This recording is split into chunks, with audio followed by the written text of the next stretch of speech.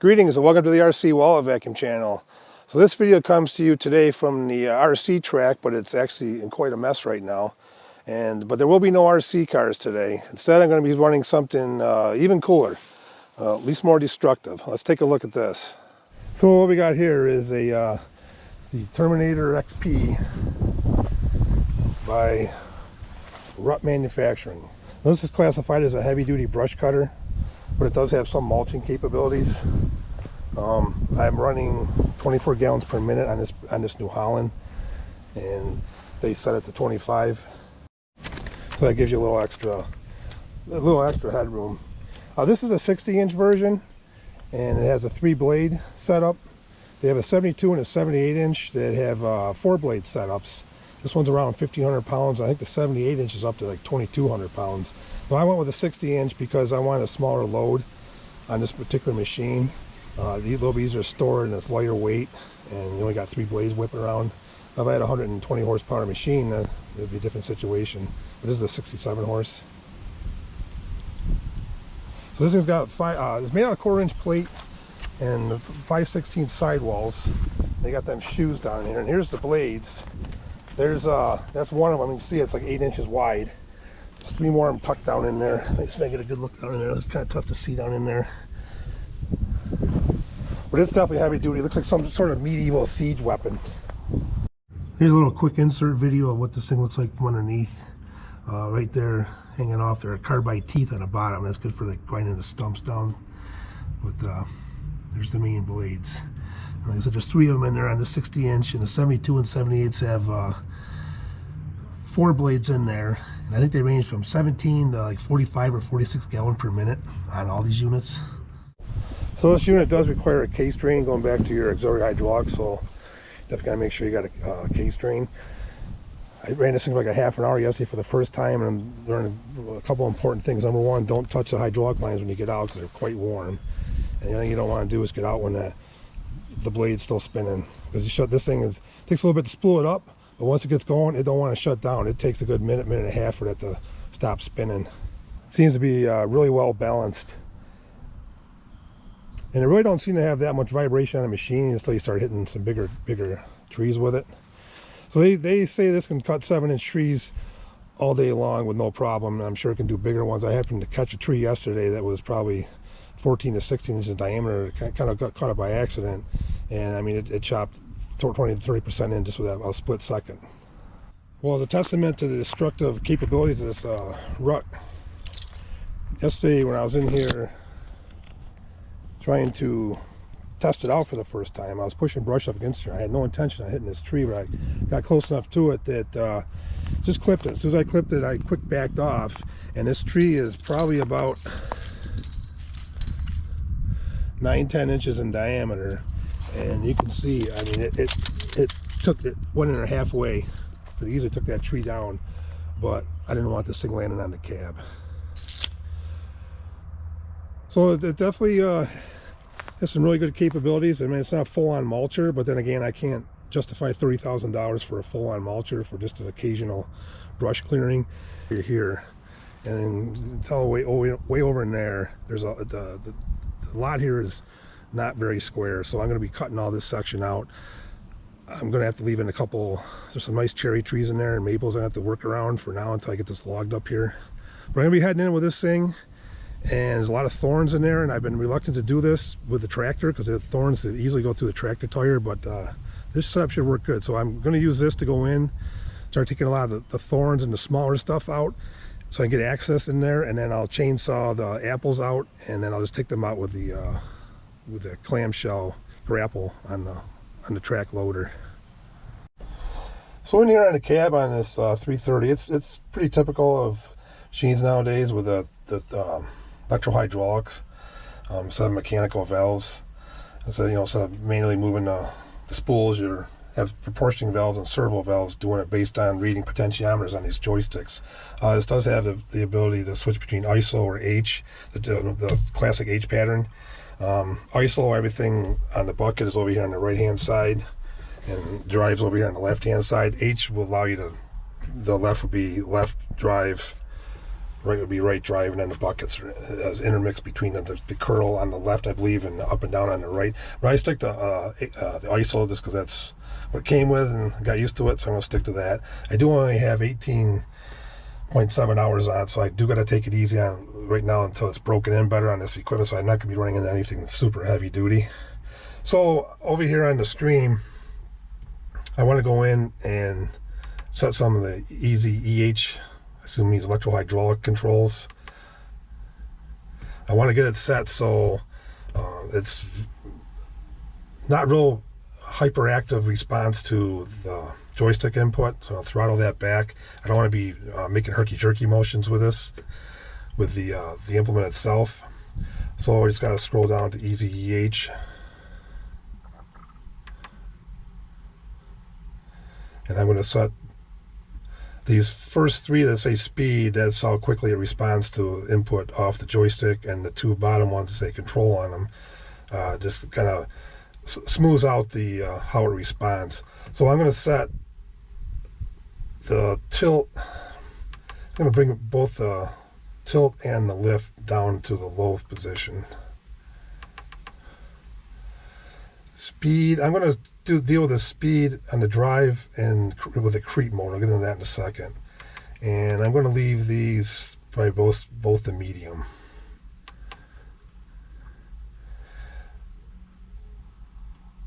So it does have a 2-speed, and technically it's kind of a 4-speed.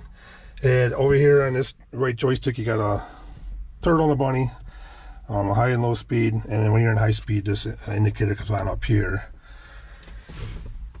But then it also has a creep mode, and then you also have a high and a low and a creep mode. So since I really don't want to be bouncing around too much, I'm going to go into creep mode and tweak that a little bit. Got to enable it first. No, I'm not going to do it without me being in the engine, so I'll have to get the thing fired up and do that when the engine's running.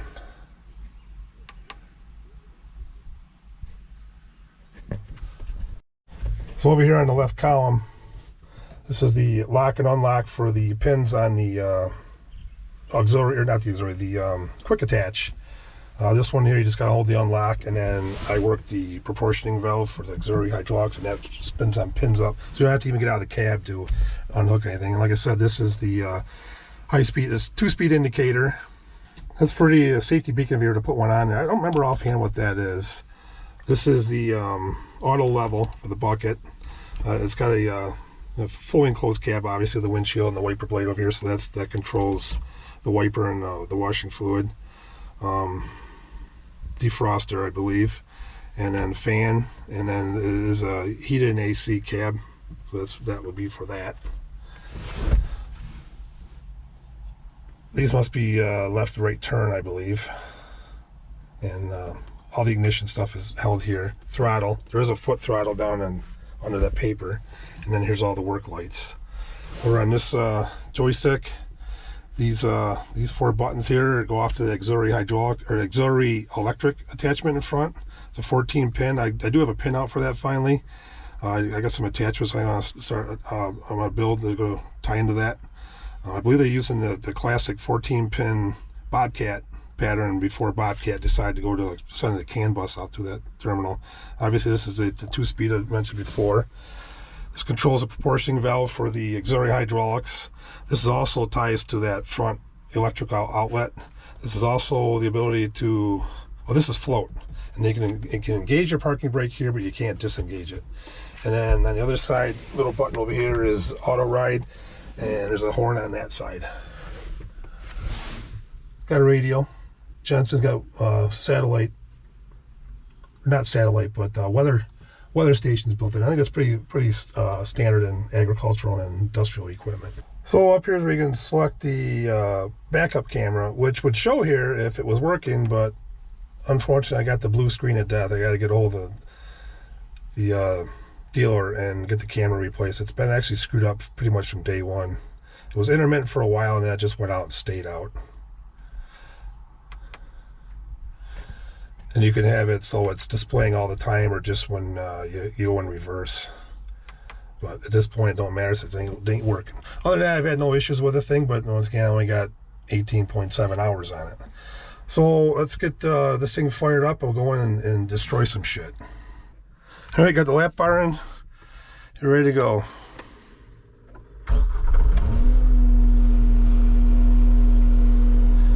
And well, actually, before I do that, I'm going to go in and check the creep mode.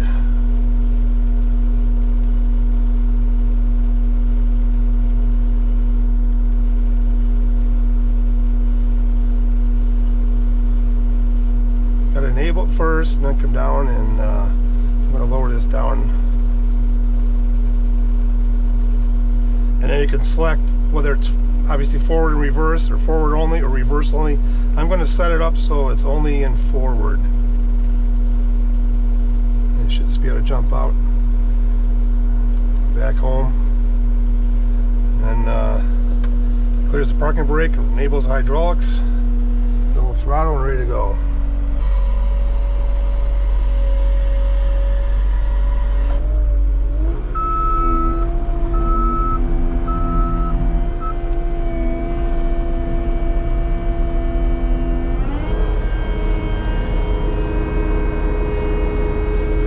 A little too slow for a creep. You can disable and enable the creep right through there.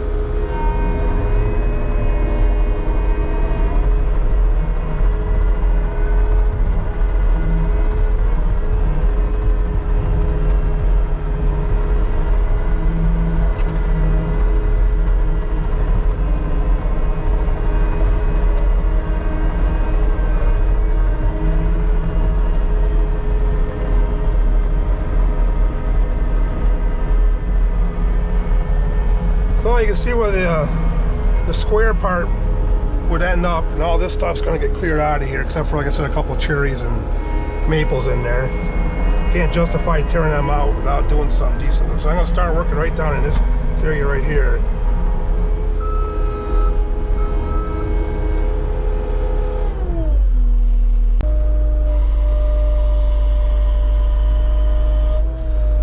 So I don't have a forestry door on this thing, so I got to watch where I'm pointing the back of the cutter, because it will take the window out.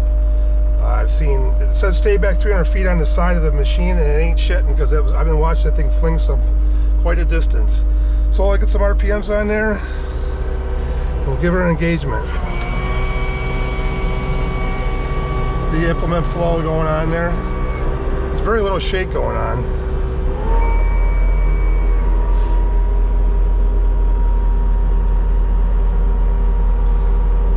See, there's a lot. I can get a lot of movement out of this arm before it starts to change.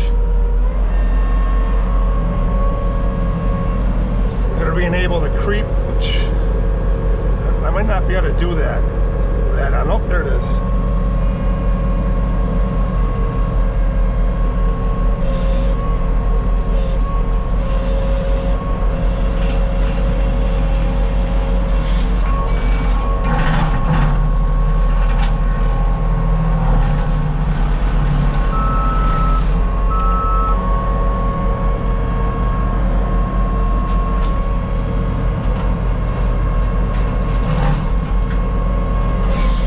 That right there is a very nasty thorn on tires, and I don't need that in my tires.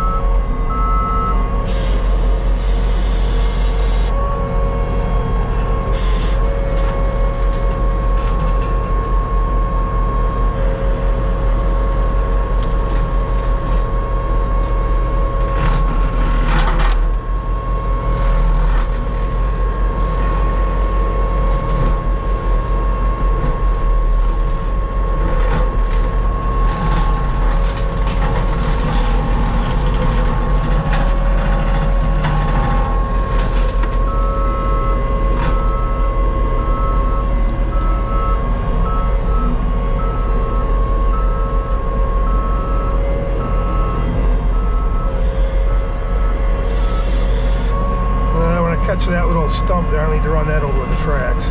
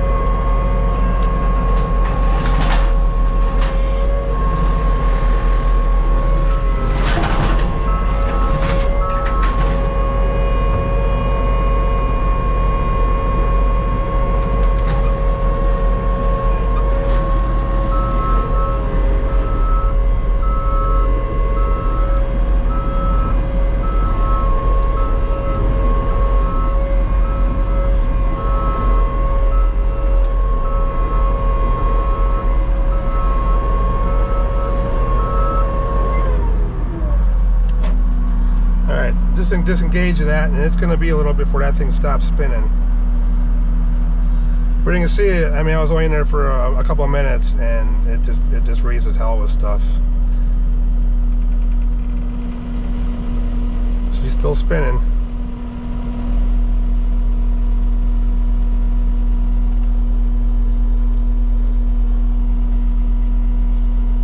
Let's shut this off. Go check this out. And it's still spinning.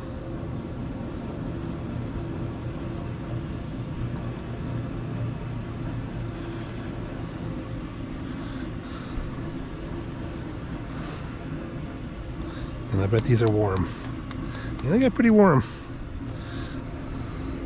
Still see it going. It's a well-balanced setup. So I definitely give this the real high remarks. No doubt about that. And the new Holland's been doing really well. Got more than enough power. It's a 67 horsepower. It's got more than enough power to handle this. A 60-inch seems to be a good setup with this. But you can see it really chews stuff up. And these are some nasty thorns in here too. I mean, it's this kind of stuff right here, and these easily go through tractor tires, and they're hard wood too. So when it comes to the argument between a brush cutter versus a mulcher, I mean, certainly a dedicated mulcher is going to be better at just taking trees down, bigger trees.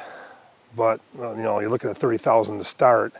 But then you can't turn around and take a mulcher down a meadow and mow it. Like this will mow down nice and smooth. I tried it already yesterday, and it does a really nice job on just cutting grass.